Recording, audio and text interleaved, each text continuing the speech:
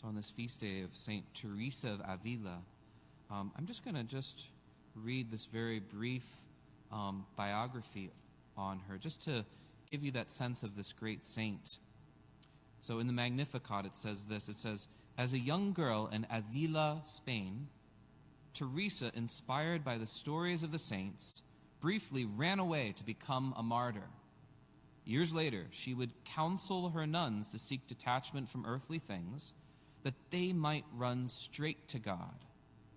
With the aid of St. John of the Cross, she reformed the Carmelite order, advocating penance, silence, and a simple habit without shoes, hence the word discalced Carmelites. Teresa died in 1582.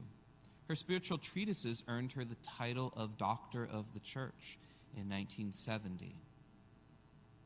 Let nothing disturb you. Let nothing frighten you, she advised. All things are passing away. God never changes. Patience obtains all things. Whoever has God lacks nothing. God alone suffices." That's a beautiful prayer that was originally in Spanish. You can read it in English and Spanish, but it's a great thing to hold on to be anchored in. So, looking now at this gospel passage, there's so much wisdom here, so much teaching, especially on our moral life, on really things that can help us fight this battle against temptation. The first is seeing how Jesus speaks about leaven. And we're called to be leaven in the world, the light of the world and the salt of the earth. But here he says, beware of the leaven, that is the hypocrisy of the Pharisees. And if you think of leaven, you think of that very kind of invisible, just not even perceptible stuff that comes into the dough, and then it makes it rise. So if it's bad leaven, then somehow this thing is rising, but it's not rising in the right sort of way. And there's something inside that's hidden, that's invisible. You can't see leaven. And yet it transforms the whole dough. And so he then goes on to say, that stuff that's hidden, that is shaping our heart, that's making our heart grow either in the right way, but in this case, the wrong way, will come to light. The stuff that's in our heart, the secrets of our heart, they're going to be brought out. And that's a great area of wisdom when we find ourselves struggling with temptation, is sometimes the power of the enemy is to give us the lie that no one's going to see what you're doing. You can get away with this. You know, a perfect example of this is the sense of the struggle, let's say, with pornography, with the things on the internet. There's that lie that you can hide in the midst of this addiction. And yet, what we find is that there's no click, there's no place that you go on the internet that really gets erased. Like, even though we might erase it and we might clear history and stuff like that, that stuff is stored somewhere. And it's a sobering thought to think that somehow all of my actions online somehow are always there. And that can help us.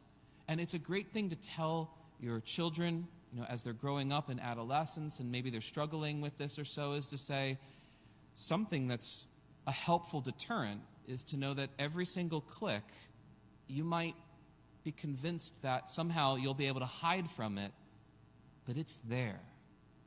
And there are some times where these things really do come to the light. If someone does, let's say, an investigation or something, they have the ability to go into a computer and actually go through, and those things are always there. They don't go away. And so it's a reminder for us to say, well, if that happens on the computer side, well, it happens also with God, that we don't hide from something. Our thoughts that we think towards someone, our gossip, our words, all these different things, the leaven that in a sense gets in our heart and kind of misshapes our heart, that will be brought into the light.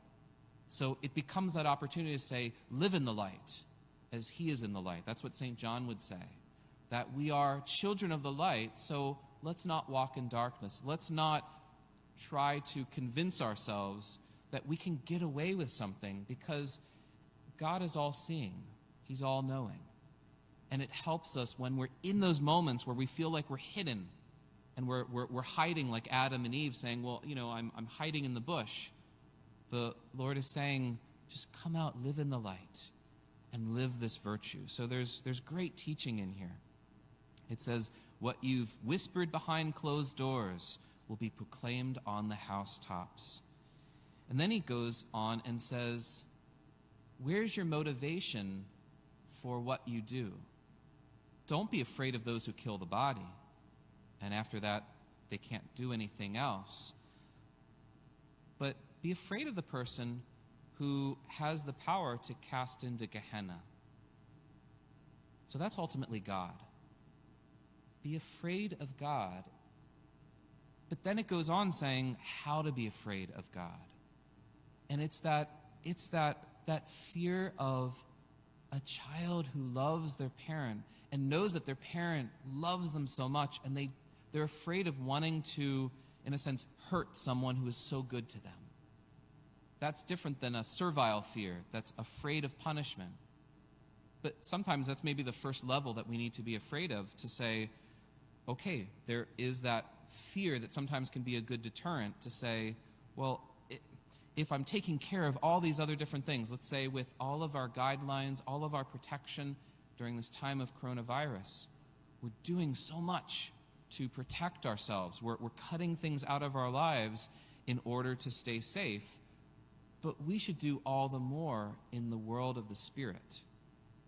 And yet, why is it that it's so easy for us to cut corners, to say, well, it doesn't really matter. I'm not really doing that bad of a thing. We should be even more proactive there to say, let nothing really get in there. No more leaven infiltration that comes in.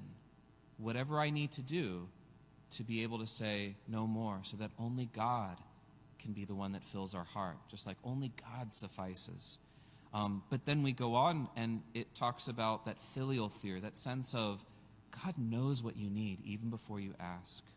Even the hairs of your head have been counted. You're worth so much more than sparrows, and look at how God takes care of the sparrows.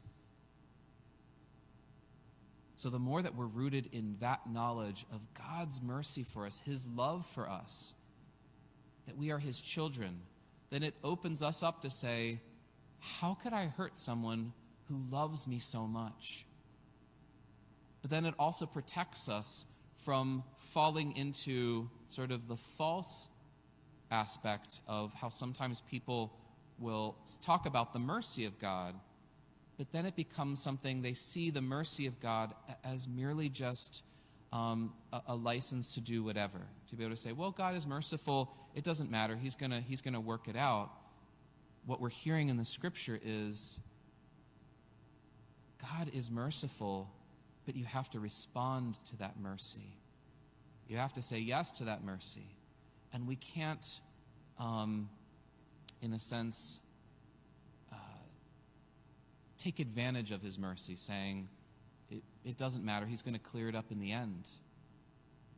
Because as we see here, we need to have that healthy fear of saying these sins that come into our heart, that we kind of hide away and say no one's looking, actually are things that poison our heart, to harden them ultimately to say, God, I don't want you in my life.